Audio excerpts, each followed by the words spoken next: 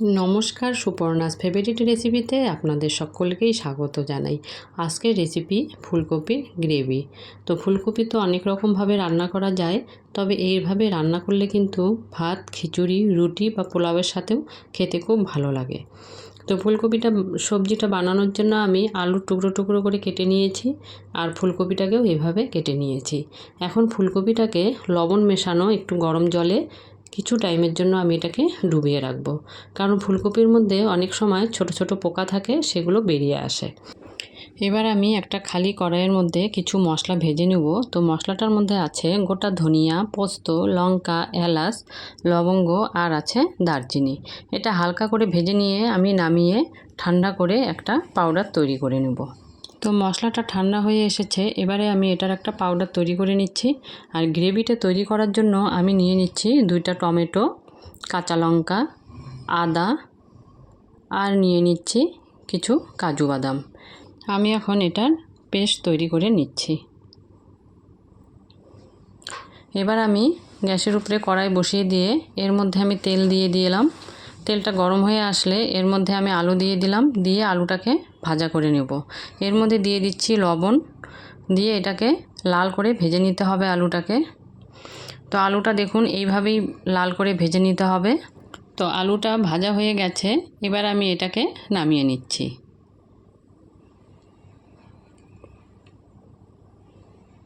এর মধ্যে আমি কপিগুলোও দিয়ে দিলাম, দিয়ে এটাকেও আমি ভাজা করে নেব।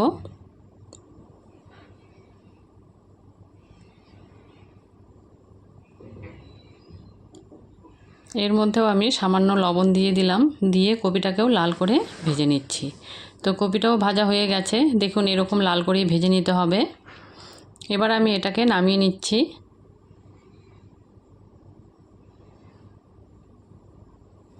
এইবার আমি বেঁচে যাওয়া তেলটার মধ্যে 1 চামচ হলুদ পাউডার, 1 চামচ কাশ্মীরি লঙ্কা পাউডার দিয়ে দিলাম কালারটা সুন্দর হওয়ার জন্য।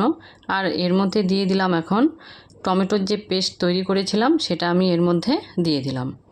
দিয়ে এর মধ্যে এখন আমি দিয়ে দিলাম স্বাদ মতো লবণ। এখন আমি খুন্তি দিয়ে নাড়তে নাড়তে যখন দেখব মশলাটা থেকে তেল ছাড়তে শুরু করেছে, তখন আমি এর মধ্যে ভেজে রাখা মশলাটাও দিয়ে দেব। তো আমি এখন এর মধ্যে মশলাটা দিয়ে দিচ্ছি, আর দিয়ে দিচ্ছি দুধের সরটা আমি আগে থেকে তুলে ফেটিয়ে রেখেছিলাম, ওইটাও এর মধ্যে দিয়ে দিলাম। আপনারা যদি মনে করেন যে সরের পরিবর্তে দই দেবেন, তাহলে কিন্তু সেটাও দিতে পারেন। আর আমি হাফ কাপের মতো জলও দিয়ে দিলাম। যদি মনে করেন যে জলের প্রয়োজন আছে তাহলে দেবেন, না হলে দেওয়ার দরকার নেই। এর মধ্যে আমি এখন দিয়ে দিলাম ভেজে রাখা কপি আর আলুটা, দিয়ে এটাও মশলার সঙ্গে নেড়েচেড়ে কিছু টাইমের জন্য আমি ঢাকা দিয়ে রাখলাম। তো ঢাকাটা সরিয়ে নিয়ে দেখতে হবে যে কপি আর আলুটা পুরোপুরি সেদ্ধ হয়েছে কি না। যদি সেদ্ধ হয়ে থাকে তাহলে বুঝতে হবে যে ফুলকপির গ্রেভিটা পুরোপুরি তৈরি হয়ে গেছে। তো আমি একটা চামচ দিয়ে দেখে নিলাম কপিটা সেদ্ধ হয়েছে কি না। তো সেদ্ধ হয়ে গেছে। এবার আমি নামানোর আগে দিয়ে দিচ্ছি হাফ চামচ গরম মশলা, আর দিয়ে দিলাম 1 চামচ ঘি। ঘিটা দিয়েও এভাবে একটু নাড়াচাড়া করে নিচ্ছি। নিয়ে আমি এর মধ্যে এখন ধনিয়া পাতা দিয়ে দেব।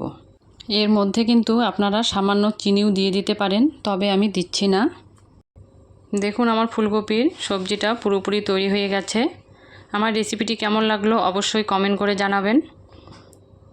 আর যারা ফেসবুক থেকে দেখছেন তাদেরকে ফলো করে দেওয়ার, আর যারা ইউটিউব থেকে দেখছেন তাদেরকে সাবস্ক্রাইব করে আমার পাশে থাকার অনুরোধ রইল। এরপরে দেখা হবে পরবর্তী রেসিপিতে। ধন্যবাদ।